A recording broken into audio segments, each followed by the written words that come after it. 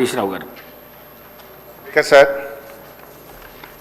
ఈరోజు గౌరవ మంత్రి గారు 691 కోట్ల రూపాయల బిల్లులు పెండింగ్లో ఉన్నాయని చెప్పారు.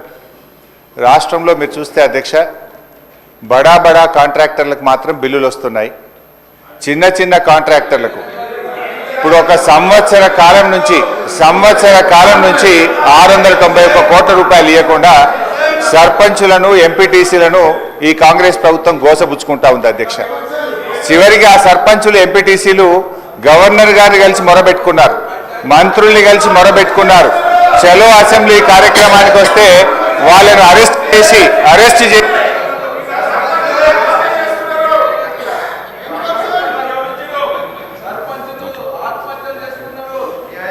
స్పీకర్ సార్, సభను కొంచెం ఆర్డర్లో పెట్టండి. స్పీకర్ సార్, 2 రోజులు మొన్ననే ట్రైనింగ్ ఇచ్చింది, ఇదేనా సార్ ట్రైనింగ్? సార్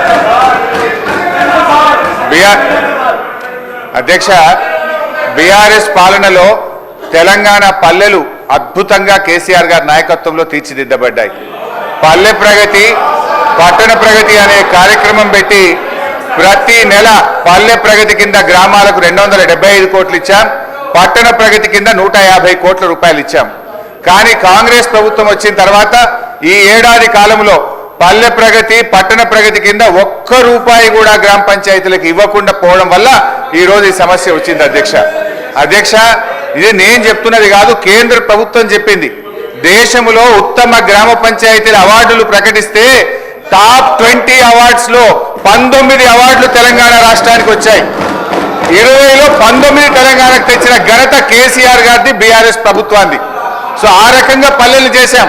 ప్రతి గ్రామ పంచాయతీకి ట్రాక్టరు, ట్యాంకరు, ట్రాలీ, నర్సరీ, వైకుంఠధామము, డంప్ యార్డు పెట్టి తెలంగాణ పల్లెలు దేశానికి ఆదర్శంగా నిలిపిన ఘనత కేసీఆర్ది, BRS party.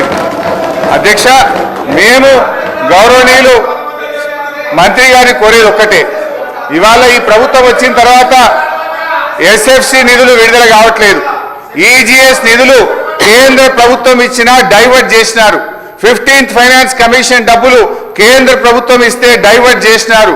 GP general fund కూడా వాళ్ళ డబ్బులు వాళ్ళు ఖర్చు పెట్టుకోవడానికి కూడా ఫైనాన్స్ నుంచి క్లియరెన్స్ ఇయ్యక, చెక్కులు పాసిగాక ఇవాళ సర్పంచులు ఆత్మహత్య చేసుకునేటువంటి పరిస్థితి వచ్చింది.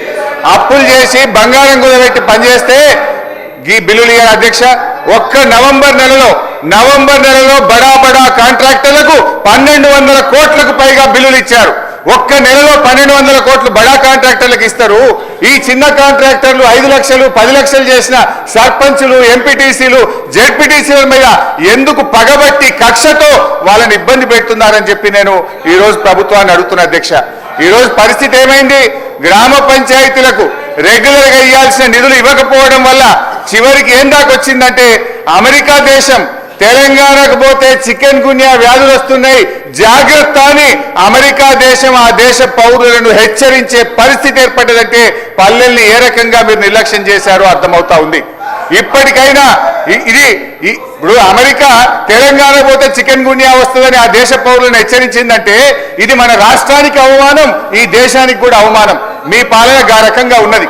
సో దయచేసి మేము కోరేది ఒక్కటే అధ్యక్ష, వీళ్ళు బిల్లులే కాదు అధ్యక్ష, ఎంపీటీసీలు, సర్పంచులు, జెడ్పీటీసీలు దిగిపోయి 9 నెలలైంది, ఇంకా వాళ్ళ జీతాలు కూడా పెండింగ్లు ఉన్నాయి. 1వ తారీఖు జీతం ఇస్తామని చెప్తారు. జెడ్పీ చైర్మన్లకు, జెడ్పీటీసీలకు, ఎంపీటీసీలకు దిగిపోయి 9 నెలలైనా 3 నెలల జీతాలు పెండింగ్ ఉన్నాయి అధ్యక్ష.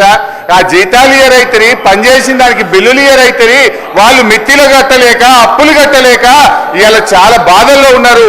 నేను సూటిగా మంత్రి గారిని అడిగేది ఒక్కటే, దయచేసి త్వరలో ఇస్తాము, తొందరలో ఇస్తాం కాదు అధ్యక్ష, స్పష్టమైన డేట్ చెప్పి గ్రామ పంచాయతీ ఎన్నికలు మీరు పెట్టబోతున్నారు, ఆ లోపు వాళ్ళ బిల్లులన్నీ కూడా క్లియర్ చేయాలని చెప్తా ఉన్నాం. మీ దాంట్లో ఏం చెప్పింది అధ్యక్ష? ఈరోజు ఇది మీ మేనిఫెస్టో, కాంగ్రెస్ పార్టీ మేనిఫెస్టోలో ఏం చెప్పింది అధ్యక్ష? రాజీవ్ గాంధీ గారు తెచ్చిన 73, 74 రాజ్యాంగ సవరణ ప్రకారంగా మీరు గ్రామ పంచాయతీలను బలోపేతం చేస్తామన్నారు, నిధులు విడుదల చేస్తామన్నారు. కానీ మీరు అదేది కూడా చేయకుండా ఇవాళ మోసం చేస్తున్నారు. మాజీ సర్పంచ్లకు మాజీ ఎంపీటీసీలకు పింఛన్లు ఇస్తామన్నారు, పింఛన్ మాట దేవుడు కానీ వచ్చే జీతం కూడా ఇస్తలేదు అధ్యక్ష. గా పింఛన్ కూడా ఎప్పటి నుంచి ఇస్తారో, జీతాలు ఎప్పటిలో క్లియర్ చేస్తారో, బిల్లులు ఎప్పటిలో క్లియర్ చేస్తారో స్పష్టంగా చెప్పాలని మీ ద్వారా అడుగుతా ఉన్నా. గౌరవ సభ్యులు కొత్త ప్రభాకర్ రెడ్డి గారు.